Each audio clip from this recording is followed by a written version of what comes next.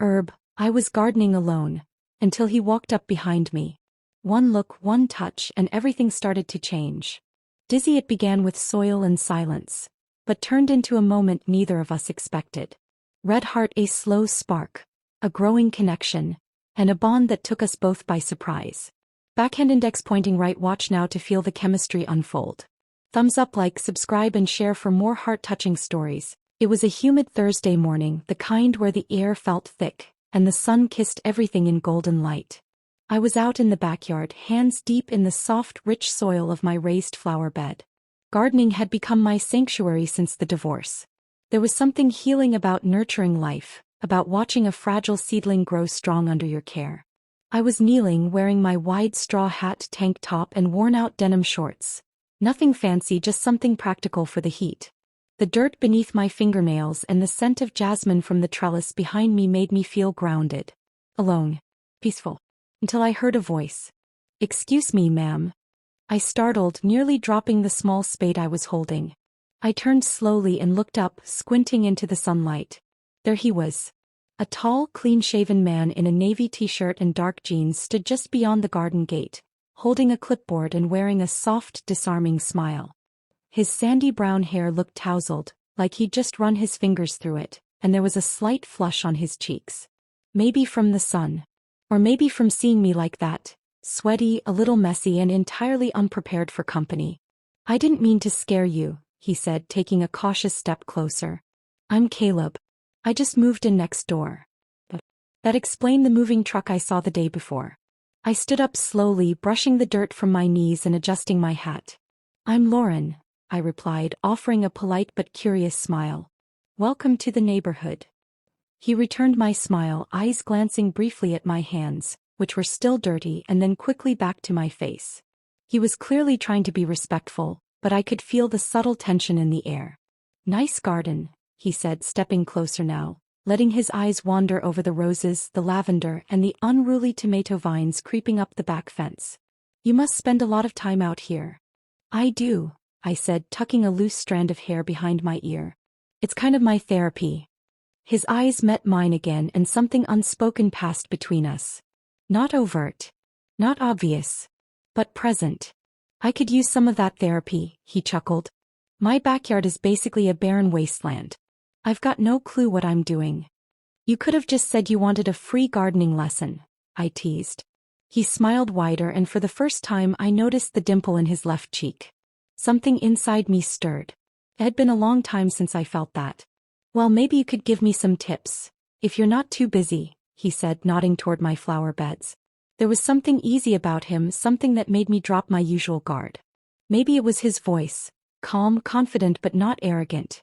Maybe it was the way he stood there, not invading my space but clearly interested. Maybe it was just the loneliness I hadn't admitted to myself. I hesitated. "You free now?" His eyebrows lifted in pleasant surprise. "Sure." I motioned toward the gate. "Come on in, Caleb. Let me show you how not to kill your plants." He stepped inside, and for a moment I was overly aware of how close he was. We weren't touching, but I could feel his presence like a warm hum in the air. I handed him my extra gloves and a trowel. "Let's start with the basics. Soil, water, sunlight, and a little love." He grinned. "Love? Is that what makes them grow?" "Oh, absolutely," I said playfully. "Plants respond to energy. So if I'm in a bad mood, my basil's doomed?" I laughed, and the sound came out more flirtatious than I intended. But I didn't pull it back. "Exactly." He knelt beside me, our shoulders almost touching as we dug into the soil. He asked questions, real ones, not just to make conversation. I found myself enjoying his curiosity. He was attentive, focused, and every time his arm brushed against mine, a little spark ran up my spine. At one point I reached for the watering can behind me and lost my balance slightly. His hand shot out instinctively and caught my waist to steady me. It was a brief touch. Light. But it lingered in my mind longer than it should have. "Sorry," he said quickly, letting go. "Didn't want you to fall." I looked at him, our faces closer now, the air a little heavier. "Thanks." Neither of us moved right away. I cleared my throat. "Okay, lesson number 2, don't overwater.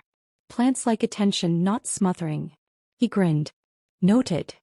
We continued for another hour, but the energy between us was undeniable. I'd catch him looking at me when he thought I wasn't paying attention. His gaze never made me uncomfortable, instead it made me feel seen. And honestly a little desired. Something I hadn't felt in a long while. As the sun dipped lower, casting a soft glow over the backyard, I finally stood up and peeled off my gloves. "I think that's enough gardening for one day," I said. He stood too, brushing dirt from his jeans. "Thank you. For everything. You made it look easy." "Well, I make a lot of things look easy," I said with a wink, surprising even myself. He chuckled, running a hand through his hair. "Careful, Lauren. You keep being this charming, I'll be knocking on your door every day. Then I'd better make sure the gate's unlocked." It was a bold thing to say. Not inappropriate but suggestive enough to make his smile deepen. He stepped back toward the fence but hesitated. "Hey, maybe when you're not planting things we could hang out sometime?" "You mean, like indoors?" I teased. "Yeah," he replied softly, "maybe with air conditioning." I nodded slowly. "I'd like that."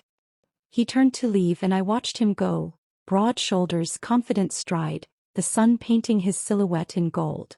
As I stood alone again, the air somehow even warmer now, I felt something shift inside me. Something awaken. It wasn't just about the garden anymore. Something new had been planted today. And I had no idea what was going to bloom. The next day felt longer than usual. I kept glancing toward the window, half expecting Caleb to appear again in his navy shirt and easy smile. But the backyard was quiet. No knocks. No footsteps. Just the sound of a lazy breeze moving through the lemon tree branches. I tried to focus on work. Emails, laundry, folding towels. But my mind kept replaying yesterday. The brush of his hand against my waist. The warmth in his voice. The way he looked at me like I was more than just the woman next door with dirt on her knees. Just before sunset my phone buzzed. "Caleb, so, I might need your expert eye. I just tried to hang a painting and now my wall has 2 holes and no painting." I smiled at the screen. Me, on my way, disaster man. 5 minutes later I was standing on his porch with a screwdriver in one hand and a bottle of wine in the other. The door opened before I even knocked. Caleb was barefoot, wearing a gray V-neck shirt and joggers, a tiny speck of white paint smudged on his forearm. His place smelled like fresh wood and something faintly citrusy, probably the candles burning on his mantel. "You came to my rescue," he said, grinning. I held up the bottle. "Only because I can't let your walls suffer like that." His living room was warm and open, half unpacked, with boxes pushed to the corners and a few framed prints leaning against the walls. "You weren't kidding," I said, pointing to the lopsided holes above the couch. He ran a hand over the back of his neck. In my defense, the instructions were in another language. I laughed and handed him the wine. "Why don't you pour while I fix your mess?" He gave me a playful salute. "Yes, ma'am." I stood on the arm of his couch, reaching up to realign the picture hooks while he watched from the kitchen. His eyes on me were almost tangible, like a warm hand tracing the line of my back. It made my skin tingle beneath my shirt. When I jumped down, he handed me a glass. "To your superior hanging skills," he said, raising his own. "And your hopelessness without me," I added with a wink. We clinked glasses and sat down on his couch, the painting finally hanging straight above us. It was a soft watercolor of a foggy forest, peaceful, calm. He leaned back. It was my mom's. She used to hang it in the hallway. Said it reminded her to stay grounded. I looked at him, surprised. "That's beautiful." He nodded, then took a sip of wine. "She passed 2 years ago." I rested my hand gently on his arm.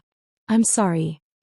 He looked at me, then really looked, like he was trying to read a page I hadn't turned yet. "You know, it's rare to meet someone who listens the way you do." I felt my chest tighten slightly at his words. I think we both needed someone to listen. He didn't say anything for a moment. Just let the silence settle. But it wasn't awkward. It was full, like a warm blanket. After a few more sips of wine, the conversation grew softer. Personal. He told me about his move, the career shift that brought him here. I told him about my divorce. Not the messy parts, just the truth of it. The quiet unraveling of love, the loneliness that came after. And then the music started. "I hope you don't mind," he said, reaching for his phone. A soft acoustic tune filled the space. Just a guitar and a voice, mellow and tender. I leaned back and closed my eyes for a moment. It's perfect. When I opened them, he was still looking at me. There was a long pause. Then he said almost shyly, "Can I ask something?" "Sure." "Back in the garden, when I touched your waist, I felt something shift. Between us. Did you?" My pulse fluttered. I didn't look away. "I did," I said softly. He inched closer. Not rushed, just closer. My heart beat faster. His hand brushed mine and I let it linger. Our fingers intertwined naturally without thinking. "Lauren," he whispered, "I don't want to mess this up. But I want to know you. All of you." The words made something stir deep in me. Something that had been asleep. I turned my body toward him and our faces were barely a breath apart. I could feel the warmth of his skin, the softness of his breath on my cheek. It would have been so easy to close the space between us. To taste the moment. But instead I whispered, "Not yet." He pulled back slightly, not in rejection but in understanding. "I like slow," he said. And somehow that made my heart fall a little harder. We sat in silence, fingers still laced, the music wrapping around us like a soft veil. Nothing more happened, not physically at least, but everything had changed. By the time I stood to leave, the sky outside was inky and full of stars. He walked me to the door and when I turned to say goodnight, he leaned in and pressed a soft kiss on my cheek. "Thanks for saving my wall," he murmured. "Thanks for saving my evening," I replied. As I walked back across the grass to my own house, I could still feel the warmth of his lips on my skin. And I knew deep down something had begun. Not loud. Not rushed. But real. And that's the kind of fire that burns the longest.